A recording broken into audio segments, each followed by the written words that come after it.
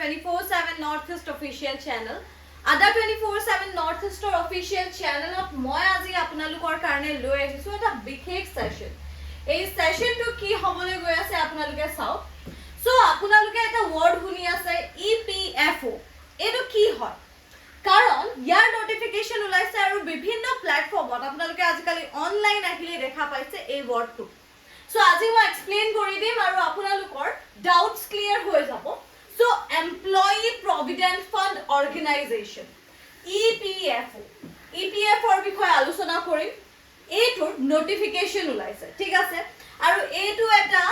national exam হয় যোনটো conduct কৰা হয় UPSC ৰ দ্বাৰা ঠিক আছে কাৰ দ্বাৰা কৰা হয় UPSC ৰ দ্বাৰা এটো কন্ডাক্ট কৰা হয় সো তাৰ বিষয়ে আমি জানিম আপোনালোকে জানে UPSC এটা হিউজ ৰিক্ৰুটমেন্ট উলিয়াইছে যোনটো ৰিক্ৰুটমেন্ট EPFO ৰ হয় ঠিক আছে EPFO ৰ এটা ডাঙৰ ৰিক্ৰুটমেন্ট ওলাইছে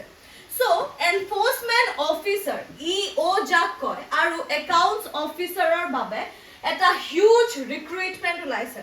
লগতে APFC ৰ কাৰণেও এসিস্ট্যান্ট প্ৰভিডেন্ট ফান্ড কমিশনাৰৰ কাৰণেও এটা ইউজ ভ্যাকেন্সিজ ওলাইছে হেখিৰ বিষয়ে আজি আলোচনা কৰিম সো ভিডিওটো লাষ্টৰ লৈকে চাব আমি আলোচনা কৰি যাম সো ইয়াতে চাওক ৰিক্ৰুটমেন্টটো মই আপোনালোকক অকমান পঢ়ি দিছো ইয়াত চাওক UPSC EPFO APC ৰিক্ৰুটমেন্ট উলিয়াইছে য'ত কিমান পোষ্ট আছে টোটাল ভ্যাকেন্সি আছে 577 ঠিক আছে এটো কার আন্ডারত হয় এটো আন্ডারত হয় UPSC ৰ আন্ডাৰত এটা হিউজ ৰিক্ৰুটমেন্ট ওলাইছে 577 গুটে দেখতে ইয়াৰ চৰ্চা হৈ আছে এটো এটা চৰ্চিত বিষয় হৈ আছে ইয়াত পোষ্ট কি ওলাইছে for the post of EO account enforcement officer আৰু AO একাউন্টস অফিসাৰৰ কাৰণে পোষ্ট ওলাইছে লগতে আৰু এটা পোষ্ট আছে এসিস্ট্যান্ট প্ৰভিডেন্ট ফান্ড কমিশনাৰৰ কাৰণে ইয়াৰ নোটিফিকেশন অহাৰ লগে লগে ৰেজিস্ট্ৰেচন বহু সংখ্যক ষ্টুডেন্টে কৰি আছে 25 ফেব্ৰুৱাৰী পৰা ইয়াৰ নোটিফিকেশন ওলাইছিল ৰেজিস্ট্ৰেচন আৰম্ভ হৈছে আৰু লাষ্ট ডেট হৈছে 17 মাৰ্চ 2023 17 মাৰ্চ 2023 ৰ লৈকে আপোনালোকে ফৰ্ম ফিল আপ কৰি থাকিব পাৰিব সো এইটো যদি এক্সামৰ মই লেভেল টু চাও এক্ৰছ ইন্ডিয়া আৰু ইয়াত দুটা ফেজত এক্সাম হ'ব এটা হৈছে ৰিটেন আৰু এটা হৈছে ভাইভা বা ইন্টাৰভিউ যোনটো পাৰ্সোনালিটি টেস্ট কৰা হ'ব ইয়াতে চাওক ৰিটেন টু 75% ডিপেন্ড কৰে ঠিক আছে ৰিটেনৰ ওয়েটেজ যদি আপোনালোকে চাই 75% আছে আৰু পাৰ্সোনালিটি ডেভেলপমেন্ট মানে আপোনালোকে যদি কয় ইয়াতে ভাইভাত কিমান পাৰ্সেন্ট আছে 25% ভাইভাত ইয়াত ওয়েটেজ আছে এক্সামত ল্যাঙ্গুৱেজ কি হ'ব ল্যাঙ্গুৱেজ হ'ব ইংলিশ আৰু হিন্দী এই দুয়োটা ল্যাঙ্গুৱেজতে এক্সামস দিব পাৰিব সো অসমৰ ৰাইট আপোনালোকে ইংলিশত এক্সাম দিব পাৰে ন্যাশনাল এক্ৰছ ইন্ডিয়া এইটো যোনটো নোটিফিকেশন চলি আছে ঠিক আছে অল ৰাইট সো ইয়াৰ বিষয়ে আৰু আলোচনা কৰিম ইয়াতে চাওক এতিয়া আমি চাও যে UPSC EPFO ভ্যাকেন্সি কিমান ওলাইছে 2023 ত সো ভ্যাকেন্সি চাওক যদি আমি ভ্যাকেন্সিজৰ কথা পাতো এনফোৰ্সমেন্ট অফিসাৰ আৰু একাউন্টস অফিসাৰৰ টোটাল ভ্যাকেন্সি আছে 418 টা টোটাল ভ্যাকেন্সি আছে তাতে ইয়াত ডিভাইড কৰি দিছে যে জেনাৰেলৰ কাৰণে 204 টা OBC কাৰণে 78 টা SC কাৰণে 57 ST কাৰণে 28 আৰু EWS ৰ কাৰণে 51 So total jodi yate ami vacancies sao vacancies hoise 480 all right so yat sab assistant provident fund commissioner or karone total vacancies ase 159 thik ase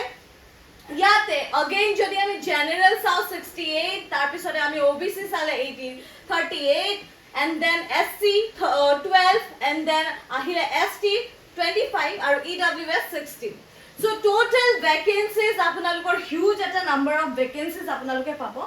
যাৰ কাৰণে আপোনালোকে ধুনিয়াকৈ প্ৰিপাৰেচন কৰিব পাৰিব লগতে এতিয়া আমি ডিসকাস কৰিম যে এপ্লিকেশন ফি কিমান হ'ব বহুতে এপ্লিকেশনে নিদিয়ে কেলে এপ্লিকেশন ফিল আপ নকৰে কাৰণ ফিটো কাৰণে ইয়াতে বহুত ধুনিয়া এটা ৰিলেক্সেশন আছে ফি চাওক আপোনালোকে জেনাৰেল OBC EWS ত মাথো 25 টকা 15 টকাত আপোনালোকে ৰেজিস্ট্ৰেচন কৰিব পাৰিব অনলাইন ফি হয় আৰু যদি আপোনালোকে female ST SC PWD candidates পায় তেন্তে 0 rupees অনলাইন মোডত আপোনালোকে এতিয়া জনে জনে আজিলৈকে ফৰ্ম ফিল আপ কৰা নাই 17th of March ইয়াৰ লাষ্ট ডেট হয় আপোনালোকে 17th of March লৈকে এটো ফিল আপ কৰিব পাৰে ফৰ্ম ফিল আপ এতিয়া চাও আমি ৰিকোয়াৰমেন্ট চাই লও of UPSC EPFO application form কি লাগিব কাৰণ ইয়াতো বহুতে কনফিউজ হৈ যায় যে কি লাগিব মেট্ৰিকৰ সাৰ্টিফিকেট লাগিব মাৰ্কশিট লাগিব এজ প্ৰুফ লাগিব বাৰ্থ সাৰ্টিফিকেট লাগিব আপোনাক এডুকেশনাল সাৰ্টিফিকেট সব লাগিব প্ৰত্যেকটো সেমিষ্টাৰৰে আপোনালোকে এডুকেশনাল সাৰ্টিফিকেট দিব লাগিব কাষ্ট সাৰ্টিফিকেট লাগিব আপোনালোকক লগতে আপোনালোকে ক্ৰেডিট সাৰ্টিফিকেশন চালান লাগিব আৰু ফটোগ্ৰাফ এটা আপোনাৰ নিজৰ ফটো লাগিব সিগনেচাৰ লাগিব এবোৰ আপোনালোকে স্ক্যান কৰি ল'ব পাৰিব ঠিক আছে এবোৰ আপোনালোকে স্ক্যান কৰি ল'ব পাৰিব ধুনিয়াকে আপোনালোকে এনেকে ইজি ৱে ফৰ্ম ফিল আপ কৰিব পাৰিব তাৰ পাছত চাও UPSC EPFO এলিজিবিলিটি ক্ৰাইটেৰিয়া আমি অকমান চাই লও সো তেওঁলোকৰ ওচৰত হ'ব লাগিব ব্যাচেলাৰ ডিগ্ৰী ঠিক আছে এনি ষ্ট্ৰীমৰ ব্যাচেলাৰ ডিগ্ৰী হ'ব লাগিব লগতে তেও যদি ল লেবাৰ ল আৰু পাব্লিক এডমিনিষ্ট্ৰেচনৰ ডিপ্লোমা আছে ইন আ কোম্পানী সো তেওঁলোকে পাৰিব ঠিক আছে সো বেসিক্যালি তেওঁলোকৰ কি লাগিব এটা ডিগ্ৰী ল লাগিব সৰি ডিগ্ৰী এটা কি লাগিব আমাক ডিগ্ৰী সাৰ্টিফিকেট লাগিব আমাক ব্যাচেলাৰ ডিগ্ৰী লাগিব অলৰাইট ইয়াতে সব এজ লিমিট আকৌ কৈ দিও আপোনালোকক 30 ৰ পৰা 35 লৈকে দিয়া আছে ঠিক আছে 30 ৰ পৰা 35 লৈকে দিয়া আছে কিন্তু ইয়াত ভাঙি ৰিলেক্সেশন দেখুৱা আছে ST কাৰণে 5 বছৰ OBC কাৰণে 3 বছৰ তাৰ পিছতে এমপ্লয়িজ অফ EPFO যদি আছে তেওঁলোকৰ কাৰণে 5 বছৰ ৰেহাই উইথ এক্সপেৰিয়েন্স আহিব তেওঁলোক তাৰ পিছতে জেনাৰেলস অফ OBC চাওক আৰু এইফালে ST SC চাওক তেওঁলোকৰ কাৰণে দিছে 10 13 15 ওকে সো এটো হৈছে আমাৰ এজ এলিজিবিলিটি ক্ৰাইটেৰিয়া ইয়াতে আপোনালোকে সব এক্সাম প্যাটাৰ্ন অনলাইন এক্সাম হ'ব 300 মাৰ্কছৰ এটা এক্সাম হ'ব আৰু 2 আৱাৰ্ছৰ কাৰণে এটো এক্সাম হ'ব ঠিক আছে আৰু এই এক্সামটো